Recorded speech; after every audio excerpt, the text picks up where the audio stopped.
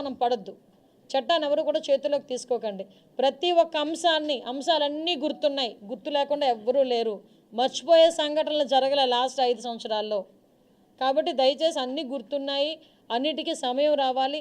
అలాగని చెప్పి మనం లాని అతిక్రమించి మనం చేయాల్సిన అవసరం లేదు.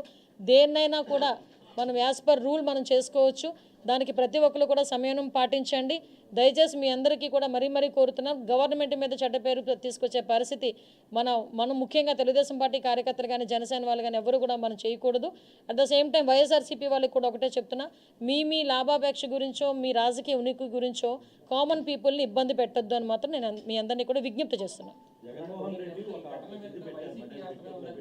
నేను సారీ ఒకరు చెప్పండి. కాదండి, ఇద్దరు ఇప్పుడు విషయం ఏంటంటే రెచ్చగొట్టుకొని ఎవరు ఇబ్బంది పడుతున్నారు? అక్కడ మిథున్ రెడ్డి ఆయన సేఫ్, కామన్ పీపుల్ ఉన్నారు. ఇప్పుడు ఎవరు ఇబ్బందులు పడతారు? ఎవరు కేసులు ఇరుక్కుంటారు? బోత్ పార్టీస్ కేసులు ఇరుక్కుంటాయి. ఎందుకు ఆ కేసులు మనం అంతవరకు తెచ్చుకోవడం ఎందుకు? ఎవరు కూడా చట్టాన్ని చేతుల్లో తీసుకోవాల్సిన అవసరం లేదు. ఏదైనా ఇష్యూ ఉంది, పోలీస్ కంప్లైంట్ ఇవ్వండి, పోలీసులు చూసుకుంటారు. ఈరోజు ఇంతకుముందు పోలీసులు కాదు కదా, ఆల్రెడీ పోలీసులు కూడా మారుతున్నారు అందరూ కూడా.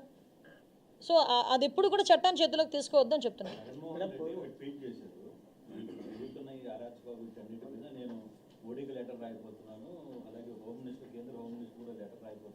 ఆ లెటర్స్ రాస్తూ కూడా ఈ 5 సంవత్సరాల్లో వాళ్ళ బాబాయ్ హత్య గురించి, సునీత గారి పోరాటం గురించి, అట్ ద సేమ్ టైం మన డాక్టర్ సుధాకర్ గారి హత్య గురించి, జడ్జి రామకృష్ణ గారి మీద అఘాయిత్యాల గురించి, ఇంకా పుస్తకాలు రాయొచ్చండి. వాటన్నిటి మీద కూడా ఒక నివేదిక ఇవ్వమనండి. నా హయాంలో ఇన్ని జరిగినాయి అని చెప్పి నివేదిక ఇవ్వమనండి. నేను కూడా హ్యాపీ ఫీల్ అవుతాను. కొంచెం మాకు కూడా భారం తగ్గిద్ది. ఏంటండి కబుర్లు చెప్పడం? ఏదో అంటారు కదా, అంటే టైం టు టైం వస్తే ఏదో దయ్యాల వేదాలు వల్లిస్తున్నాయి అన్నట్టుగా ఆయన ఈరోజు క్రైమ్ గురించి లెటర్లు రాస్తున్నానంటే అంతే టైం అబ్బా, అంతే. మనం ఏం చేయలేం దాన్ని. ఎస్ ఏంటి, ఒకటి మాత్రం క్లియర్ అండి, ఈ రోజు జరుగుతున్న సంఘటనలు ఇప్పుడు ఈ వరుసగా సంఘటనలు జరుగుతున్నాయి మైనర్ బాలికల మీద. నేనేమంటానంటే మైనర్ బాలికల మీద మేము కూడా దాని మీద అధ్యయనం చేస్తున్నాం పోలీస్ డిపార్ట్మెంట్ వాళ్ళతో. మైనర్ బాలికల మీద అత్యాచారాలు జరుగుతున్నాయి, హత్యలు జరుగుతున్నాయి అనుకునేటప్పుడు కొంత క్లోజ్ రిలేటెడ్ పీపుల్, వాళ్ళ సరౌండింగ్లో ఉన్న పీపుల్, వాళ్ళ అంటే కొంచెం దగ్గరగా ఉన్న బంధువులు, ఇలాంటి వాళ్ళ దగ్గర మ్యాక్సిమం ఇవన్నీ కూడా జరుగుతున్నాయి. ఇవన్నీ ఒక ఎత్తు. నేను వీటి అన్నింటి గురించి మాట్లాడాలి. దీని మీద ఎట్టి పరిస్థితుల్లోనే ఒక కంక్లూజన్కి అయితే తీసుకురావాలి. దీని మీద చర్యలు అయితే తీసుకోవాలి. డెఫినెట్గా దాని మీద మేము చర్యలు తీసుకుంటాము. అట్ ద సేమ్ టైం ఒక అవేర్నెస్ ప్రోగ్రామ్ కూడా, ఒక స్పెషల్ డ్రైవ్ పెడతాం. Women child welfare, education department, police department కలిపి ఒక స్పెషల్ డ్రైవ్ కూడా పెడతాం. ఒక 6th క్లాస్ లోపు పిల్లల వరకు కూడా ఒక బ్యాట్ టచ్ ఏంటి, గుడ్ టచ్ ఏంటి అన్న విషయంలో అవేర్నెస్ తీసుకురావడం. కానీ 6th క్లాస్ తర్వాత కూడా అప్ టు 18 years వరకు, అప్ టు కాలేజ్ లెవెల్ వరకు కూడా వాళ్ళకి ఏంటంటే చాలామంది ఏం చేస్తున్నారంటే, నేను చాలా కేసులు చూస్తున్నాను. చాలామంది ఏంటంటే 8th క్లాస్ 9th క్లాసుల్లోని పిల్లల్ని పాపం ట్రాప్ చేయడం, ఆ పిల్లలు చనిపోవటం, ఇలాంటి సంఘటనలు జరుగుతున్నాయి.